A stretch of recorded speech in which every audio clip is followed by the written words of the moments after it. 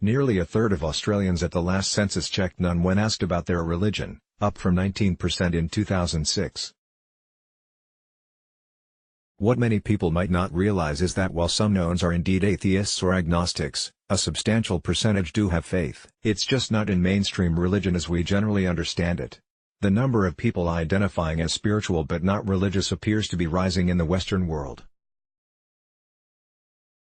A 2017 McCrindle report suggests 14% of Australians belong to this category. In the U.S., a Pew Research study pegs 27% of Americans as identifying as spiritual, up 8% from 5 years ago.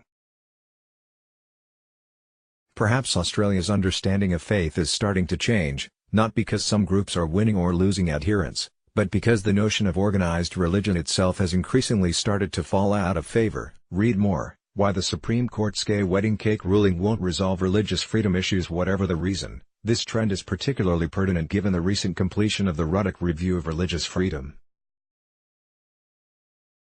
Given that Australia's religious identity appears to be changing, I think that religious freedom should be extended to people with spiritual beliefs too.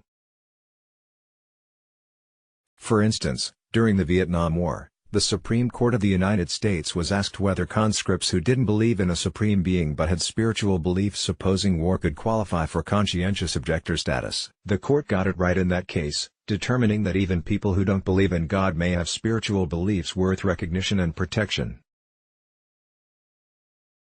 Common spiritual beliefs include divination, such as astrology and tarot cards, alternative healing, for instance, crystals and Reiki, nature as having a spiritual essence, reincarnation, and the possibility of communicating with the spirits of the departed. The popularity of New Age or Mind plus Body sections in bookstores is one testament to the interests and influence of these new spiritual seekers. The common trait among them is that they take a personal approach to their spirituality, picking and choosing particular beliefs from a wide variety of religious traditions and then adding in, on an à la carte basis, notions from what may be derided by many as folklore, pseudoscience, or personal intuition. Legal scholar Rebecca French calls this grocery cart religion. Read more. Christians in Australia are not persecuted, and it is insulting to argue they are in the West. The fundamental right of freedom of religion developed alongside toleration, the idea that a nation could allow more than a single religious group to operate freely within its borders. The assumption, however, was that religion was practiced by organizations.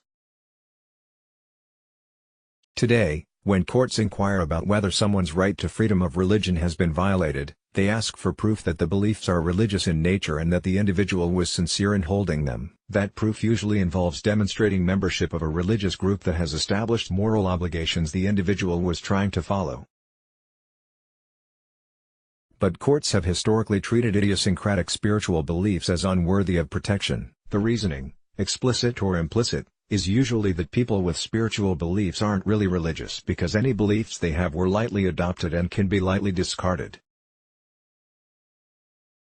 For example, a 2013 American case involved a spiritual counselor named Psychic Sophie, whose beliefs drew from the New Age movement, the teachings of Jesus, natural healing, and the study of metaphysics. The courts ruled that her religious freedom claim for exemption from licensing and zoning requirements had to fail because she drew from multiple religions and philosophies to construct her worldview.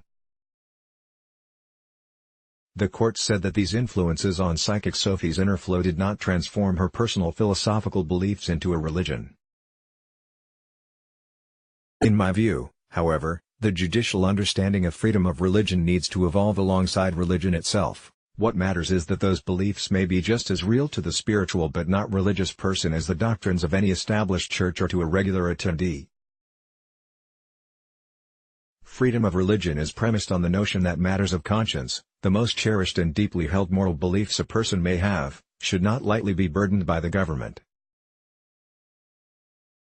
In the spirit of tolerance and generosity that animates the doctrine of freedom of religion, more should be allowed to shelter under its umbrella. Let's block ads. Why?